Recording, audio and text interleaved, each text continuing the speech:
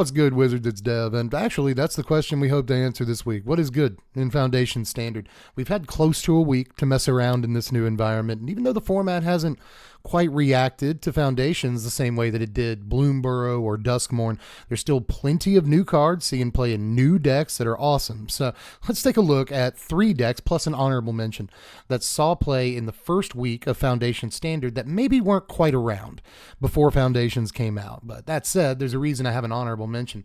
It's because this deck isn't quite brand new or anything, but it is a deck that we've seen iterations on, but just got a couple of really powerful new tools.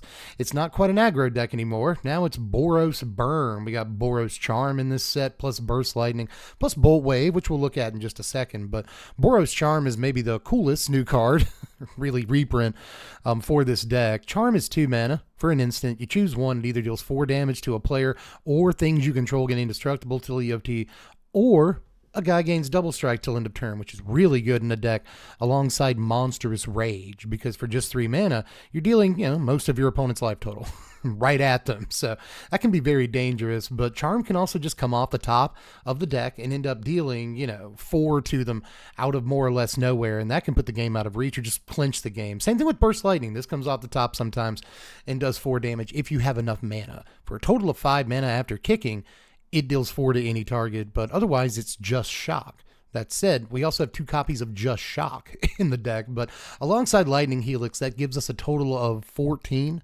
to the dome burn spells that can put the game, again, either out of reach or just kill our opponent, which is what we really want most of the time. But you see Monstrous Rage, there's going to be creatures in the deck. Now, on the way up, you'll see this Bolt Wave, another brand new card. A new version of, say, Lava Spike. Basically the same card. It's just a single red mana for a sorcery that deals 3 damage to each opponent. But again, that actually puts us at 18 burn spells that go straight to the face in this deck, and also trigger things like Prowess, which is going to be important because we're playing 4 Monastery Swift Spear in here, classic burn creature in Modern Burn and Legacy Burn. Why not play it here as well? Hired Claw, which benefits if we have mana, and often we do in a burn deck. We need a mana sink like this. If we have extra mana on a turn, we cast a burn spell or just attack with Hired Claw, we can make it a little bit larger. I do like that, but it's also just another source of direct damage. Alongside Fugitive Codebreaker, which is Prowess, right? That procs off of all of our burn spells. Challenger, Emberheart Challenger, which has Prowess as well. Slickshot Show Off, which has a functional form of Prowess. Again, this is kind of the mono red deck with 4 Swift Spear, 4 Challenger, 4 Slickshot Show Off, that core of cards. But Hired Claw benefits an awful lot from all of our burn stuff. Fugitive Codebreaker, another card where we're not necessarily targeting all of our dudes with a million pump spells like we have been in mono red for a couple of months now. So Fugitive Codebreaker is not necessarily better or anything. It just makes more sense because we're going to be emptying our hand. We can draw a bunch of cards, right? That's all of these things are good about Codebreaker, but mostly we're just trying to count to 20 as quickly as possible, and rather than load up creatures with pump spells, creatures are fragile. There's a million removal spells that people are playing in the early game in this format right now, from cut down to shock effects, Torch the Tower and stuff, to even Elspeth Smite and whatnot. So, rather than lean so heavily into the creatures, maybe we'll get some damage in with them, but for the most part, we are going to the dome with burn spells. And I kind of like that, not only because it helps to, get around the plan of, I'm going to play 4 cut down against your small guys, but it also gives you some tools against those decks that play small guys, right? Burst Lightning, Lightning Helix, Shock. These are, 10 spells that go straight to a creature in the early game. So I like that about this deck too. It's kind of, positioned to where it can blow up other mono red decks early, depending on the draws, but also just kind of go lightning quick against, decks where it has to do that and just counts to 20 again. So cool version of the Boros deck, but not necessarily the most new deck that we saw all week. So with that said, let's move on to the actual list here. Now we move on here to Kiora's Cauldron, I guess we'll call it. Now the last deck we looked at, it was indicative of a new plague of decks. There's a lot of Boros Burn in the format right now, but that deck got 9th place in an MTGO challenge. This deck actually just 5-0 to league. So you might not want to take it as seriously, but I think that you absolutely should. This is maybe the coolest overall new deck of the week, right? You don't see a whole lot of really mono blue. I know there's black removal spells in the deck. There's black cards in the sideboard, but most of the action here is mono blue and play some cards that we haven't seen too often or are, brand new in terms of this standard. Again, a lot of the cards seen played from Foundations in this deck are not new, they're reprints. One of them being Arcanus the Omnipotent, which you would not think would necessarily show up week 1 of Standard, much less as a 4 of in a deck. But in this case, Arcanus is mostly here for that amazing activated ability that allows us to draw 3 cards. So I doubt we're going to actually play too many Arcanus to the board. We want it in our yard, and we can get it there with Kiora the Rising Tide, which pitches 2 cards when it comes into play. Steam Core Scholar pitches 2 cards when it comes into play. Rona can pitch cards, right? So Bitter Triumph can also pitch cards. So we get an Arcanus into our yard and then play an Agatha's Soul Cauldron, and now we can make basically any creature tap to draw 3 cards, which is kind of busted and the coolest new trick in the deck. But the most threatening new thing in the deck is the aforementioned Kiora here. Only 3 mana, and it's very easy to fill up our graveyard in this deck, right? So it shouldn't be too hard to start making 8/8s. And that is just really, really difficult to actually deal with. And we can give the 8/8s activated abilities. Arcanus isn't the only one. We can give creatures Rona's activated ability. We can give creatures Spectral Sailors activated ability as well. Just 4 mana, draw a card. So wasn't sure where this card would show up week 1, but I wouldn't have pegged it to be this deck. That said, interesting thing here with a bunch of flying creatures, if you'll notice that, Scholar, Spyglass Siren, Spectral Sailor, a bunch of small flyers, and then decent tempo down here, like Into the Floodmaw, Cut Down, Bitter Triumph for the early game. So once it gets to the point where it's just drawing 3 to even 6 or 9 cards, in a turn, depending on how many creatures have +1/+1 counters, and what your Soul Cauldron's been doing, then suddenly the deck can just kind of create this insurmountable advantage, especially considering it also plays Proph's Eidetic Memory, which is not a card you see often either, right? So it's cool that it's found a home here. This ETB, you draw a card, you don't have a maximum hand size, pretty sick when you're drawing all those cards. And at the beginning of combat on your turn, if you draw more than 1 card this turn, put X +1/+1 counters on target creature you control, X being the number of cards you've drawn this turn, -1. So if all of your guys can tap to draw 3 cards, right, then you can send even a 1/1 flyer through for a bunch of damage. You draw 6 off of Arcanus triggers or activated abilities, and plus your card for the turn. So you're just giving like Spyglass Siren +7/+7. And that's nuts. So the deck is actually really, really cool. Plays a cheap package of removal and tempo that I think is going to be really effective for keeping its plan in place, and even plays like a decent curve of small creatures, 6 1-drops and whatnot.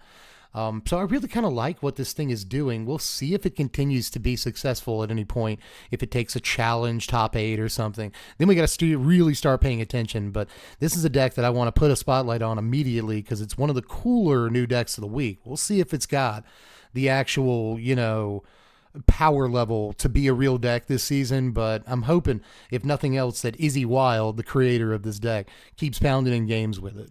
But next, let's get a little bit more serious and look at Screenwriter NY's build of Rakdos Reanimator. This actually got 3rd place in an MTGO challenge, a very good finish for this MTGO grinder here, man. This is a pretty standard Reanimator pile, which is why it's not like number 1 today. It's got the best finish of any deck that we'll look at today, and I think it's got the best sort of life ahead of it.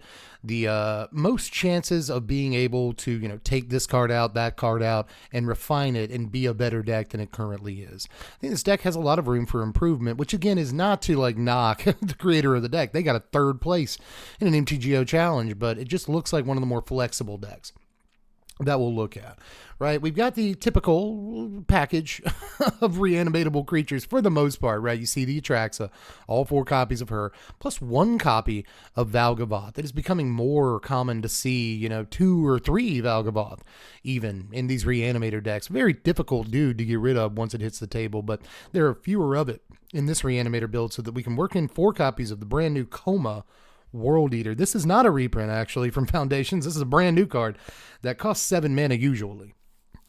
But I don't think this deck is ever actually trying to resolve this card from its hand. It can't be countered. Cool. Again, that text doesn't matter as much here, but it's an 8/12 trample ward 4, and when it deals combat damage to a player, you get 4 3/3 blue serpent creature tokens named Coma's Coil. So you're going to get 12 power when your 8 power guy hits. And it's pretty easy for him to hit because he has trample. Very hard to remove with the ward 4, especially depending on like what the board is doing right now. If your opponent doesn't necessarily see this coming, It's going to be very difficult for them to remove. It's a really good reanimation target in this deck because our main version, our main attempt to reanimate things, is going to come from Zombify here. Just 4 mana, return a creature from your yard to the battlefield. Simple, clean, easy, whatever. So in this case, if we can Zombify a Coma out on turn 4, well, our opponent has 4 lands at the very most. So it stands to reason they just will not be able to remove Coma with basically any point and click removal spell in standard. Maybe if they went first and they get to untap, play a land, and Sunfall, that's like a way to deal with this. But there are very, very, very few ways of actually dealing with this on turn 4. So really good reanimation target for these zombified decks, I'm thinking at least. Pretty likely that it's going to still be in play the next turn and you can attack with it. But in case you want to attack with it the turn it comes out, the deck also runs 2 copies of Push Pull. Now, the push half is a sorcery speed removal that destroys a tap creature. That's actually playable some of the time. But the pull half is 6 mana to get 2 guys from a single graveyard, your opponent's included. Put them onto the table under your control and give them haste. Then you sack them at the beginning of the next end step. So if you get your Coma out of your yard and you hit with it, sure, the Coma is going to die, but you'll get 4 3/3s out of the deal. So it kind of doesn't matter that your Coma dies in a turn. It replaces itself with even more power. Apart from that, you've got 3 Preacher of the Schism, kind of an interesting call, but a great way to bridge the gap in the mid game. Actually just play Magic. Some of these Reanimator decks are so synergy driven that forget to just play Magic. You know what I mean? But apart from that, there's also 4 FOMO in the deck, Fear of Missing Out. This could basically be a mono black Reanimator deck, if not for a couple of cards, and FOMO is one of them, right? But this works really well with push-pull because you might only have those creatures for a turn, right? But now you can attack with, at least one of them twice. And that's insane with Coma. This is kind of a combo here because you'll get, 24 power on the table if you can attack with Coma and hit twice. You'll probably also just win the game because you're attacking twice in the same turn with an 8 power creature. That's pretty good. FOMO also works in an interesting way with Preacher of the Schism to get multiple attack step triggers and stuff like that. But you also got 2 Duress in here to get stuff out of your opponent's hand you don't want them to have. So that's kind of important, right? But the removal package includes 3 Bitter Triumph to help us discard stuff into our yards. FOMO helps us do that too. There are a few ways of discarding cards in the deck. 2 Cut Down, because you have to do that. Bitter Reunion is another way of discarding cards and giving your guys haste. Again, giving a Coma haste is broken. 2 Cruelty of Gix, so there are 8 total Reanimator spells in this deck.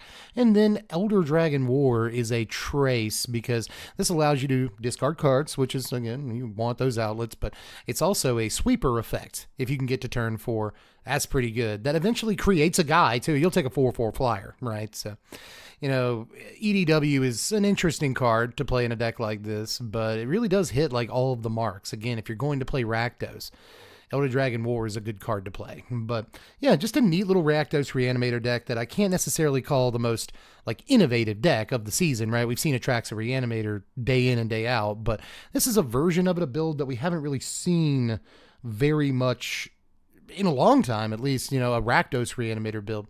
Interesting that we're not playing Rakdos Joins Up or anything like that, because all of these creatures that the creatures you want to reanimate in here are legendary. So it would make some sense, but Cruelty of Gix makes more sense if you're going to play a 5-mana Reanimator spell. I could see that too.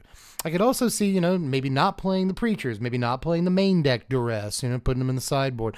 So again, I think that these are all good choices for the deck. Preacher makes a lot of sense.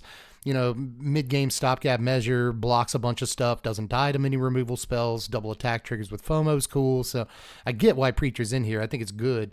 And then Duress makes sense too, because you want to get counter spells out of your opponent's hand. You want to get big spells out of their hand. There's a lot of decks right now that are hurt massively by Duress. So again, main deck Duress makes plenty of sense too. I'm not knocking it. It's just that some of these slots do seem like you could do some meddling, some twiddling around and stuff, and kind of see what you can do with this deck. I think there's a pretty good slate here in terms of what's possible. So Coma, just the takeaways here finally are that Coma's a really, really good Reanimator target. Zombify's a great Reanimator spell. We already had Rite of the Moth, but this makes it where we don't have to play white in the deck. That opens up our options to things like Rakdos Reanimator, Dimir Reanimator, which we also saw make a small splash. I think it was 1 MTGO League finish. this season for Dimir Reanimator, and it looks cool too. So Zombify has made its mark so far, and this is probably the most indelible mark, or the largest mark that it's made so far this season. Deck looks really cool. But my top deck of the week, it's time for Rakdos Packdos over here, man. 4th place in an MTGO challenge by Free Education, just a couple of days ago, actually, on 11/15. So this, I have to admit, I did not give a lot of credence to. I didn't pay much attention to. I did not think would be such a good deck when Demonic Pact first got reprinted here in Foundations. Now, in case you haven't seen this, is a 4-mana enchantment. At the beginning of upkeep, you have to choose one of these that you haven't chosen yet. It either deals 4 damage to a creature or a player, and then you gain 4 life. Or target opponent discards 2 cards. Or you draw 2 cards, or is the problem here, you lose the game. So that's not a good, it's not good to lose the game, but it's good to do all that other stuff, right? So there are a couple of ways to go about this. You can either sack the enchantment after it's done all the cool stuff for you. That's what cards like Disturbing Mirth are for in this deck. They allow you to sack the Demonic Pact. So in case you can't offload it, just sack it. No big deal, right? But you can offload it in this deck because we are also playing 2 copies, just 2, of Harmless Offering here. So this is 3 mana for a sorcery. Opponent gains control of a thing you control. So it's just donate. It's literally basically the same text as donate. So when you're on, when you've chosen the last good mode on Demonic Pact, you just Harmless Offering it off to your opponent. Just give it to them, and then they have to lose the game. So that seems like a cheap trick. But it's a pretty good trick, it turns out, especially considering the first few modes on Demonic Pact are really good. It's really fantastic. So in this deck, we have a trick we did not have last time this whole thing was in Standard. That's Beseech the Mirror. In case it's been a while, this is a 4-mana spell with Bargain. 3 of it's black, so it's kind of tough to cast. Search your library for a card, exile it face down, shuffle up. If the spell was Bargain, you can cast the exiled card without paying its mana cost. If the spell's mana value is 4 or less, put the exiled card in your hand if you didn't cast it. So if you get anything larger than 4 mana, this is just Diabolic Tutor. No, not Diabolic. What is it? What is the card I'm thinking? The 4 mana, just normal, crappy Demonic Tutor. You know what I mean? Am I right? Is it Diabolic Tutor? I think it is. Anyway, I feel like Diabolic Tutor is the one where you sack a guy. It doesn't matter. None of this matters. Beseech the Mirror is just 4 mana to tutor a thing if it's 5 or more. But if it's 4 or less, you just get to cast the thing if you bargained a spell, or if you bargained a card, which is really, really sick. In this deck, where it just allows you to go and get Demonic Pact. that seems all right, but it can also go and get Harmless Offering and cast it, which is sick. So you have like 6 copies of Offering in the deck, 8 copies of Harmless or of Demonic Pact, basically. 2 Final Vengeance in here. You can also sack your Demonic Pact to a Final Vengeance. So, there are more ways of doing it, but another 2 ways of sacking your Demonic Pact and getting some value on the way out, blowing up a creature, exiling a creature is sick. Dreams of Steel and Oil is in here. Just a one of. You exile an artifact or creature from their hand and from their yard. So that's, this card's kind of seeing a little bit more play lately, and we can see why. Duress is also in here. 2 decks with main deck, 2 of Duress, because Duress is just that busted in the main deck, especially since we're a combo deck. We are looking to make sure our opponent cannot interact with that combo, and Duress is a great way of doing that. Apart from that, there's 2 Torch the Tower in here.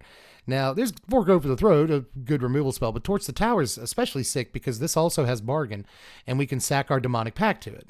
So, awesome, right? What is that, 8 total ways, I think? 8 total ways of sacking Demonic Pact in this deck that we did not have last time. And Torch the Tower is just a good removal spell. It just is. Apart from that, there's also Bitter Reunion in here to draw and discard cards. We can also sack, this enchantment to all these different things that let us sack enchantments so we can get extra value. Hopeless Nightmare is in here again. The 1-2 Hopeless Nightmare Disturbing Mirth combo is nice. And then Tiny Bones joins up. A little bit of value on the way in, and apart from that, it can also be sacrificed. So we got a bunch of sackable enchantments that give us value outside of just being sacked, but give us great value when you do sack them. And that's all cool. So this is an interesting deck, I think. By the way, there's also 1 copy of Sheldred in here. The only creature in the entire deck, which is really interesting. I think a lot of people took these Ratto Sacrifice decks and played, Rotten Mouth Viper on the top end. A lot of us were excited about Immerstern Predator as another top end threat for those decks, and maybe Vengeful Blood Witch as a card that can take advantage of all their creature sacrificing, And I think these are decks people have tried in the early days of Foundations, but it turns out the way to build Sacrifice Your Own Enchantments deck is to Beseech the Mirror Demonic Pact. Turns out that's really, really good. There's also an Urbrass Forge in here, by the way. Just another kind of way of lending dimension to the deck in a longer game. We can win with Forge, right? And we've got enough removal, go for the throw towards the tower, Final Vengeance, Brotherhood's End, We've got enough removal, we can prolong a game and just win off the back of a Forge some of the time. But it also helps that Demonic Pact deals 4 damage straight to the dome when it needs to. It can also just be another removal spell that keeps us in the game by gaining us life. Mind Rotting most opponents is fantastic. Drawing extra cards in this deck is good because the deck already needed extra ways of drawing cards apart from just Disturbing Mirth. So this player decided to put in both Demonic Pact and Bitter Reunion, so we're just cycling through cards really fast. The deck doesn't even play Braids anymore. It's just basically, if you'll note, a Ratto Sacrifice deck that's looking to draw all the cards. Right? It's looking to disturb the opponent's late or early game plan with things like Hopeless Nightmare, Duress, Dreams of Steel and Oil, 7 different interactive kind of discard spells in the very early game. And then it's looking to draw into its combo. So we got Disturbing Mirth, Demonic Pact draws itself cards, Bitter Reunion draws cards, right? So, and then Beseech the Mirror, great in a combo deck. Traditionally, it's good to have a tutor that can just cast the combo piece. So a lot of ways to draw into our combo, a lot of ways to go tutor up our combo as well, and a lot of ways to stay in the game, like Brotherhood's End and all this good removal, until we can enact our combo. So again, I think a lot of us thought that Rakdos enchantments would just try to go fast or become more aristocrats focused, but it turns out the best home for both Rakdos Aristocrats and this new Demonic Pact combo was to be shoved together and made to kiss and have this little baby that we see right here that I actually think is one of the, coolest, basically the coolest new deck of the week. And again, I have to admit that I did not think Demonic Pact was going to be a very relevant card in Standard. Right off the bat especially, but week 1 of Standard, we see it 4th placing in MTGO Challenge. Maybe more people will respect it. And again, this deck looks like it might have some, softish slots that can be messed around with. Did I say 7, by the way, ways of making them discard cards in the early game? It's actually 9 because of Tiny Bones joins up. Just really, really interesting build for this deck that, again, I hope to see take off even more as the season goes on. So cool stuff here. All links to all decks in the description. But there were even more decks that I could have talked about. There was a mono black life gain combo deck with Bloodthirsty Conqueror, and like Starscape Cleric or whatever it's called. There was a Selesnya ramp deck that's kind of like the old, Atraxa Domain decks, but they just play Lawn Elves and Overlord of the Hauntwoods and, mono white stuff like Overlord of the Duskmoors or whatever. So Mistmoors, I think it's called. That deck looks like it's actually really powerful. It's kind of an up the beanstalk Lawn Elves hybrid build. Like I said, Dimir Reanimator did some work. Elves, there's a sort of Golgari Elves deck that people are playing right now, but really the most successful new card is Lawn Elves in general, because a lot of people are putting it in the traditional like Golgari, Unholy Annex, Glissa kind of decks. Seeing a lot of success there. So I'd say the most new played card is Lawn Elves, but it's not in any of the decks we looked at today. So it's not all just Lawn Elves and like Burst Lightnings out there. There are actual, new brews in this Standard to look after, and hopefully there will be more next week. But if you enjoyed it, just like the video. I'd appreciate that. Put it in more recommended feeds. And you can sub to the channel if you want more content like this. You can also do other things. I have a Patreon. That's how I really get paid. If you want me to keep doing content, that's probably the best way to make sure that happens. So in any case, though, just let me know about any decks that you've seen out there in the wild that we all need to be sort of aware of. I'm always, I've got my ears perked up for new decks out there, especially at the beginning of a season. So participate in the discussion, check out the comments section, and be a part of the community, whatever. Anyway, guys, that's all I got for this one. I'm Deb from The Blaze. Thanks for watching, Wizards. Spread love and be kind.